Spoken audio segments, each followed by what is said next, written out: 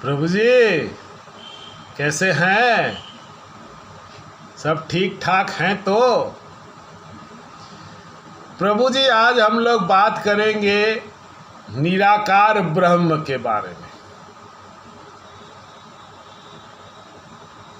साकार ब्रह्म और निराकार ब्रह्म में अंतर इतना होता है कि साकार ब्रह्म को हम साक्षात्कार कर सकते हैं। साकार ब्रह्म जिस देवी देवता का हम पूजा करते हैं, पाठ करते हैं या मंत्र जाप करते हैं, एक समय बाद में उनका मंत्र जाप या उनका भक्ति करके हम अपने शरीर में इतनी ऊर्जा ले आते हैं कि हमें उन देवी देवता या भगवान के साथ साक्षात्कार हो जाता है।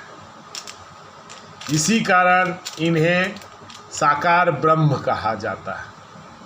लेकिन निराकार ब्रह्म यानी निराकार यानी जिसका कोई आकार नहीं, यानी जहाँ कुछ नहीं, यानी शून्य की अवस्था।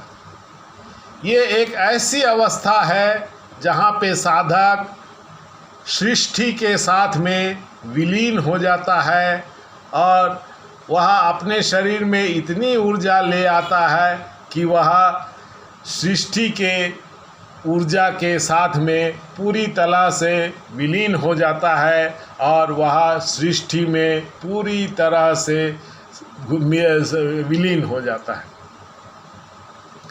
इसी अवस्था को हम समाधि कहते हैं।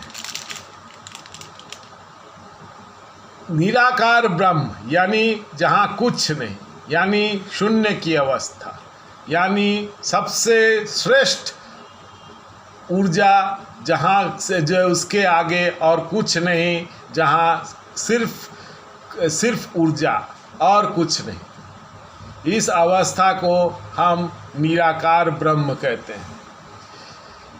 इस अवस्था में पहुंचने के 3 मार्ग हैं। पहला मार्ग है ज्ञान। ज्ञान मार्ग में साधक इतना ज्ञान ले आता है कि इतना ज्ञान प्राप्त कर लेता है कि उसे शून्य की अवस्था हो जाती है, जिससे वह शून्य की अवस्था कहते हैं।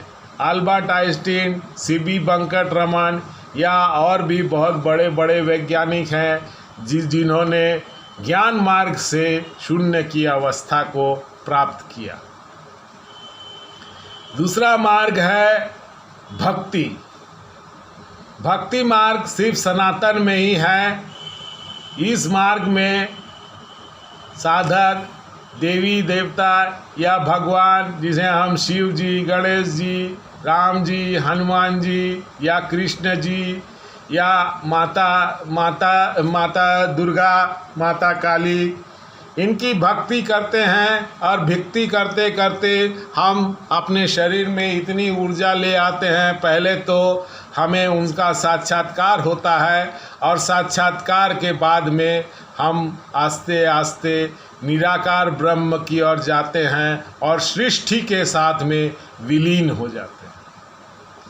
निराकार ब्रह्म में कुछ दिखता नहीं है, इसे एनलाइटमेंट की पोजीशन कहा जाता है। तीसरा मार्ग है गुरु। इस मार्ग में गुरु ध्यान या योगिक क्रिया के द्वारा साधक अपने शिष्यों को आध्यात्म के ये चरम पर ले जाता है।